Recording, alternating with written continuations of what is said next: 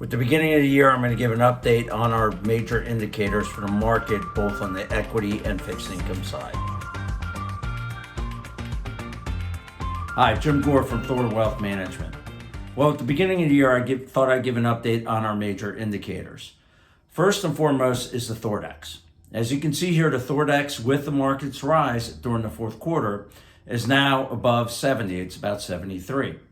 And anytime that the THORdex is in this area, the returns for the next 10 years for the S&P 500 is about 5.5%. So you always hear that, hey, the stock market over long periods of time generates about a 10% rate of return. Yes, that's true. However, when the THORdex is this high, it is only 5.5%. So this is saying to us that the equity market is elevated and there is some risk in the equity markets.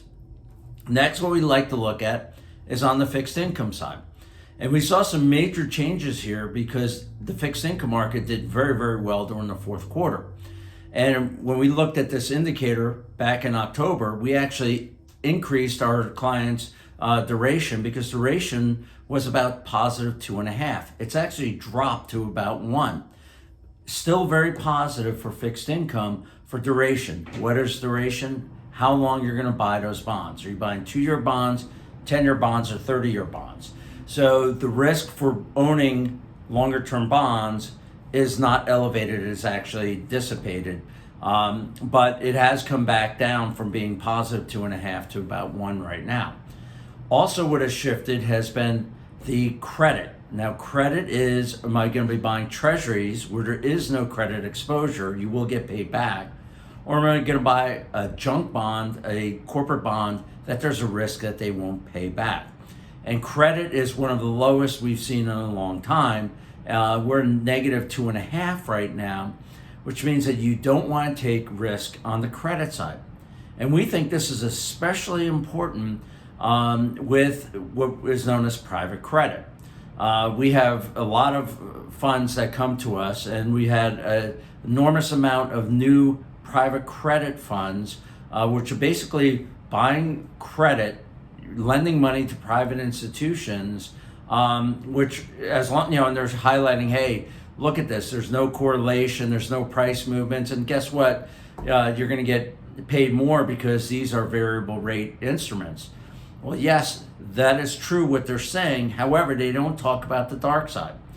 What happens to these private firms when they were paying 4%, now they have to pay 9.5 to 10%. It puts them at risk of a credit event, which means that they may not be able to pay those investments back. The other thing that is risky about these investments, they show that there's no volatility in them because these are unpriced securities. The question is going to be, if we have a run on this and they're selling in the private credit market, there's going to be no one on the other side to buy these private loans, if you will, to companies and to private equity firms.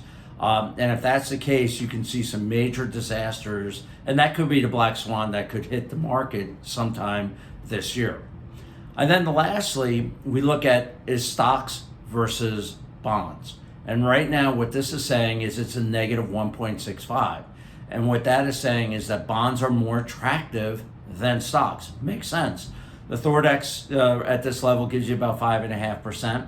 We're able to get 5.5, 6% on our bond funds.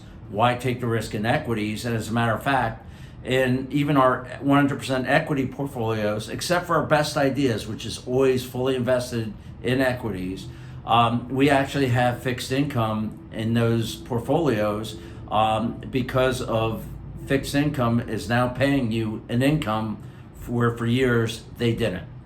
So going into a new year, we're looking at, we are underweight equities. We are actually overweight fixed income and alternatives in our clients' portfolios. If you have any questions or concerns, as always, reach out to us, give us a call, or reach out to us at our website, THORwealthmanagement.com. Take care and talk to you in a couple weeks.